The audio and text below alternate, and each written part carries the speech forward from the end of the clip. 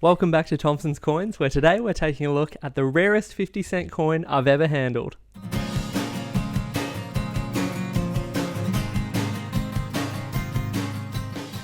So the story begins in the early 1990s, when of all places, in a box of junk, a very interesting 50-cent piece turned up.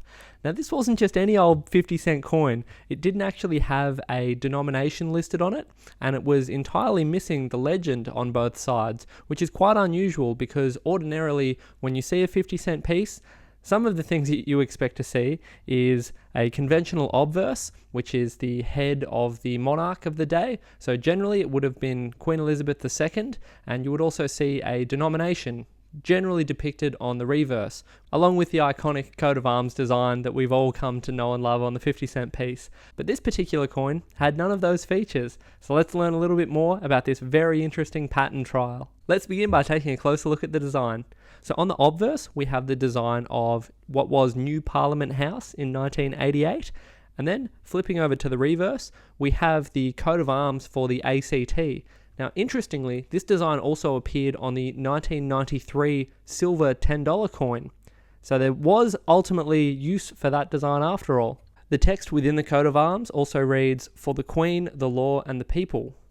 Now, this is where it gets very interesting because looking at this being struck on an official Royal Australian Mint blank, this is the dodecagon planchet made of copper nickel. So that is a composition comprised of both copper and nickel, funnily enough. That's how we get copper and nickel.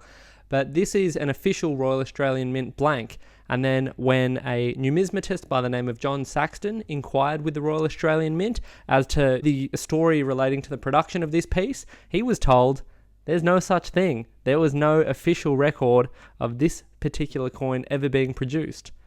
Some people might suspect that a coin like this has been produced by nefarious means and perhaps it's some sort of fraudulent item, but I assure you that in the event of a fake currency, particularly Australian currency, being produced on official Royal Australian Mint blanks, you can be assured that the federal police would be straight on top of something like that. So it gets a little bit interesting. It feels like a little bit more of a mystery, bit of a treasure hunt now, right?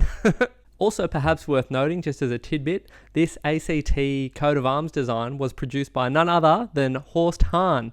This is, if anyone's done any research, this is the gentleman who was responsible for the Indigenous elder on the $2 coin.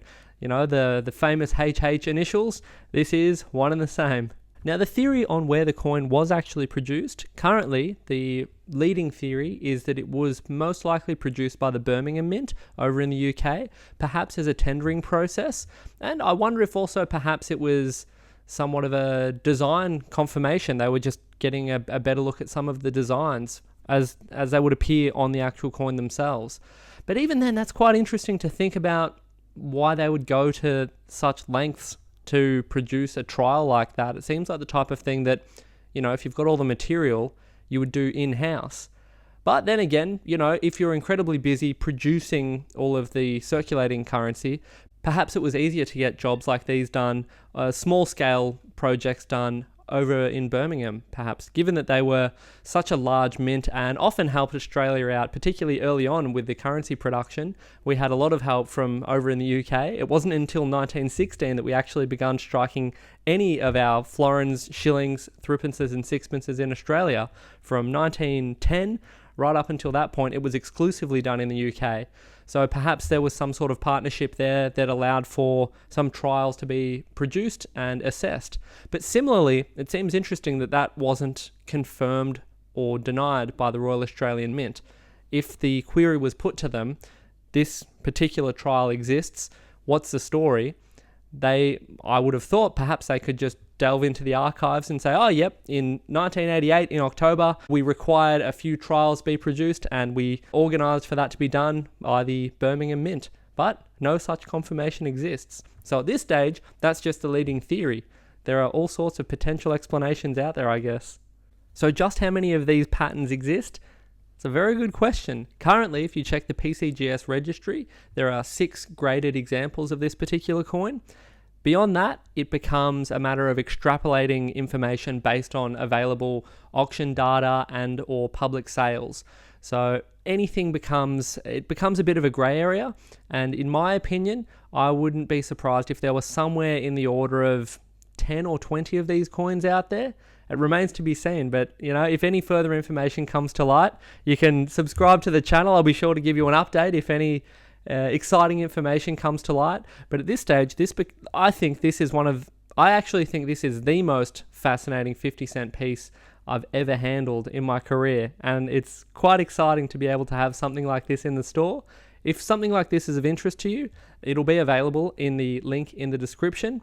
It is absolutely fascinating, and I've said this before, I'll say it again. I said it with the New Zealand test coin that I had a couple of weeks ago.